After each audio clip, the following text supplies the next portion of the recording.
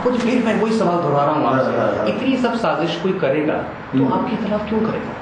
बापू मतलब आसाराम बापू का दुश्मन कौन हो सकता है? मेरे खिलाफ नहीं करेगा, लेकिन मेरी इतनी जो प्रसिद्धि है और भारतीय संस्कृति का पैगाम है उसको डैमेज करने के लिए तो कोई भी कर सकता है। इसमें संभावनाएं सब है।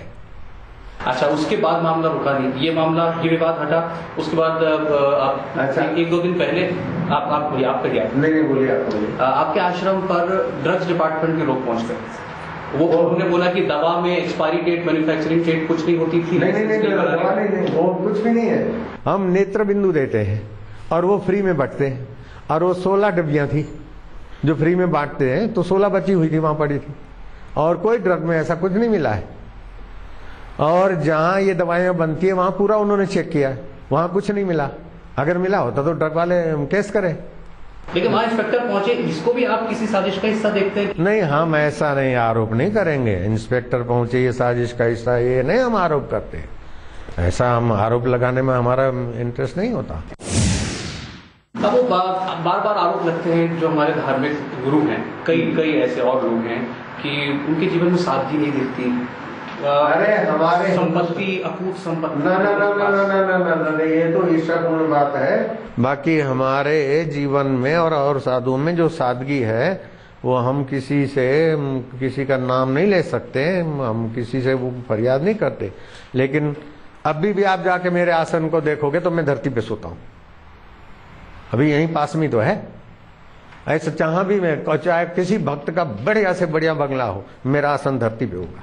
मच्छर बहुत होंगे तो फिर वो बेंच पे मच्छरदानी लगाने के लिए वहां सोऊंगा, बाकी आसन नियम ये करूंगा। और मेरी जो गद्दी है व्यासपीठ है, वहां भी कंतान के गद्दे पे में रहते हैं।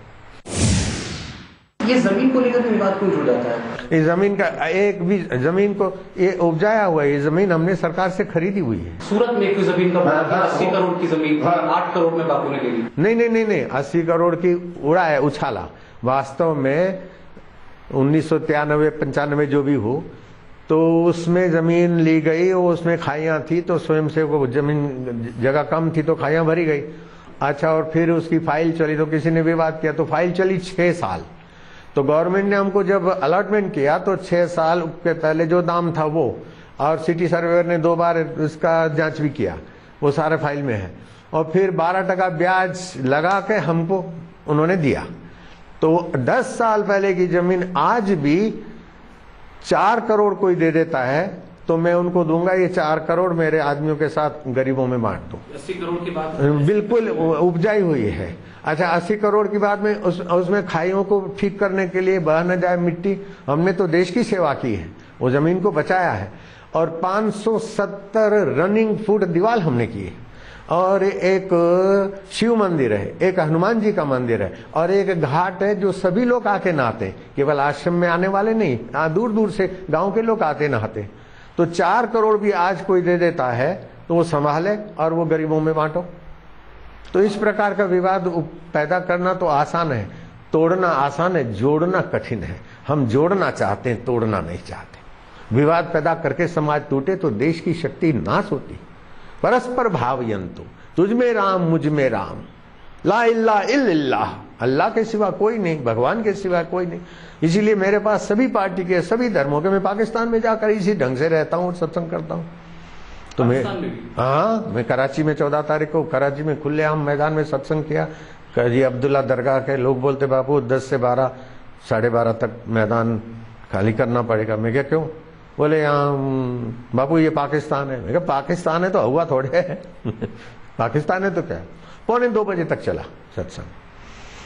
तो मेरे दिल में किसी के लिए नफरत नहीं है, और मैं तो कीड़ी को भी पीड़ा न हो तो इन मासूमों को पीड़ा करने वाली कोई भी हस्ती हो, कोई भी ताकत हो, कोई भी तांत्रिक बाप हो, हम ये संभव ही नहीं है। हमारे इस साबरमती किनारे पर तो ऐसा कोई है नहीं, और हमारे आश्रम में संभव ही नहीं है।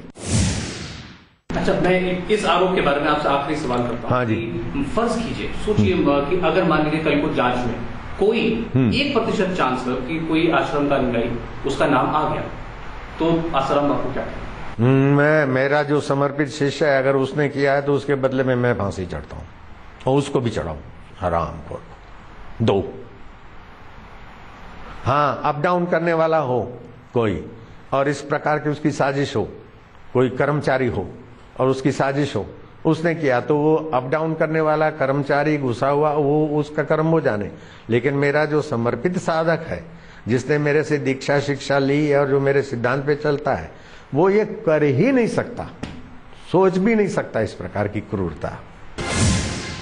आपके बापू जो प्रवचन होते हैं उनमें खूब हंसी मजाक होता है, होली के रंग भी हमने देखे हैं। मैं उस पर आपसे बात करूंगा, लेकिन एक नारायण बोल के बाद। नारायण 4 बार बोला जाता है, स्थूल सूक्ष्म कारण और कारणों को सत्ता देने वाला परमेश्वर। नारायण नारायण नारायण नारायण नारायण नारायण। आप ऐसे गुरु हैं जिन्होंने आध्यात्म को बहुत बोझिल बनाया, उसमें परिहास है, हंसी है, सब कुछ है, ये कैसा मेल है?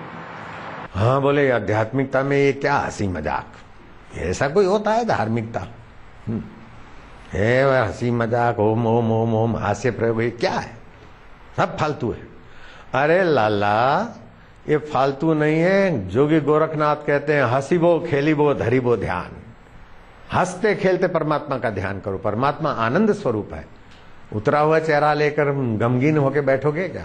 और भगवान शिव जी धिमक का धीम, धिमक का नाचे भोलानाथ। नारद जी वीणा बजाते हुए, कृष्ण बंसी बजाते हुए, तो क्या हम रोते हुए आध्यात्मिकता करेंगे?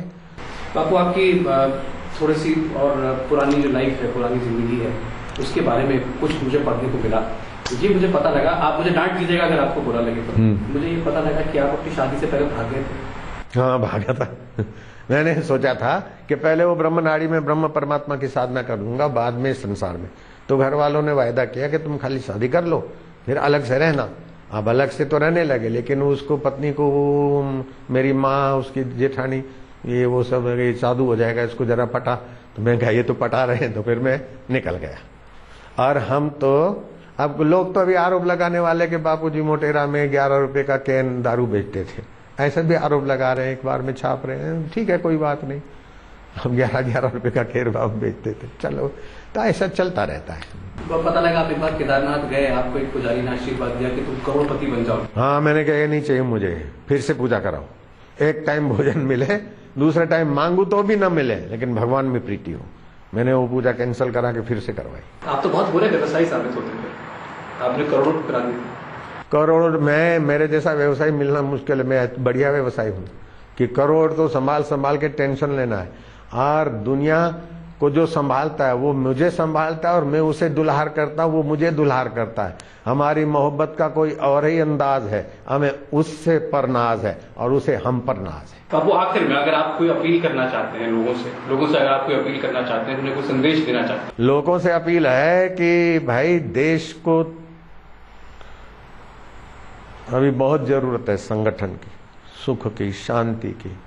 साजिशों के शिकार न बने, अफवाहों के शिकार न बने।